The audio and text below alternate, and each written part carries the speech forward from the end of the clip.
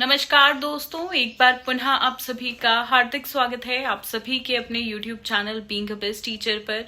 दोस्तों, Haryana school of education board की तरफ से एचटेट की तिथि को लेकर नई डेट्स दी गई हैं। अब ये नई डेट्स क्या है वो अभी जानते हैं। पहले समझो कि भाई ये पेपर होना था कब और अभी तक क्यों नहीं हुआ है। तो देखिए, चेयरपर्सन नहीं थे एचपीएससी के पास जो कि एचटेट के एग्जाम को कंडक्ट कराता है, और ना ही टेंडर था।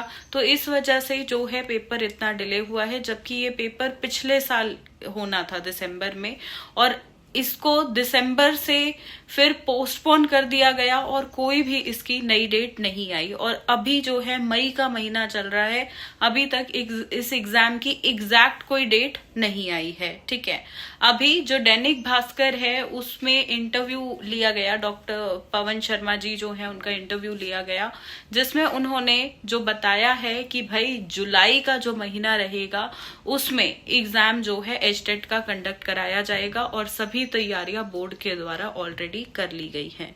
एक बार आप इनका पूरा इंटरव्यू सुन लीजिए। सर, कब तक एचटेट की परीक्षा होने की संभावना?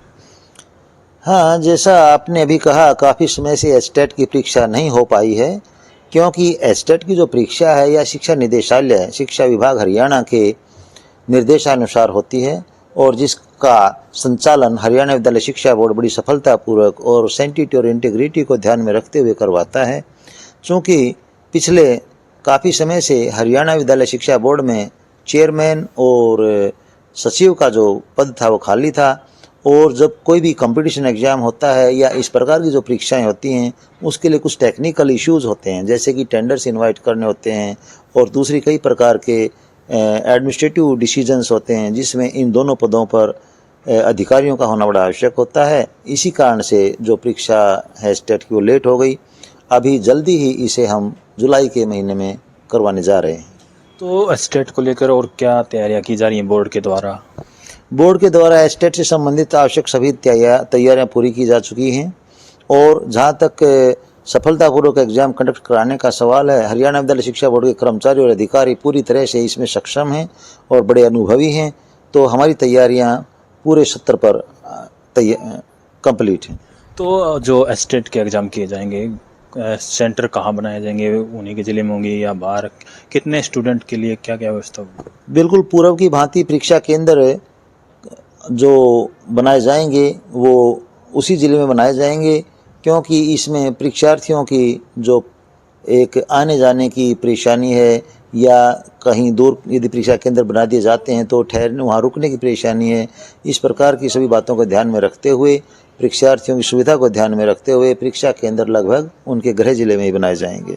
तो जो परीक्षार्थियों की जो लेट हुआ है अब की बार स्टेट, तो उसको लेके एज में उम्र में भी कोई छूट होगी या नहीं?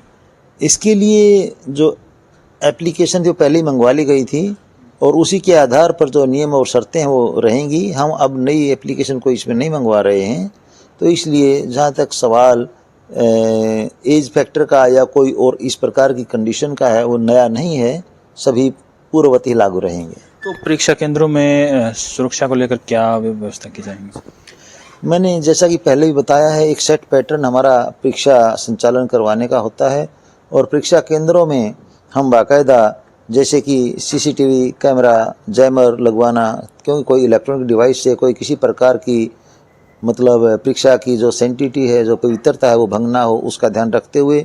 और वहाँ पर हमारे बाकायदा ऑब्जर्वर होते हैं, फ्लाइंग्स होती हैं, और जो स्टाफ ऑन ड्यूटी होता है कंसर्न विद्यालय या आसपास के विद्यालयों से तो होता ही है, एक ऑब्जर्वर हमारे हरियाणा विद्यालय शिक्षा बोर्ड से भी वहाँ पर होता है, जो बड़ी मुस्तैदी से और बड़े जिम्मेवारी के साथ काम करते हैं।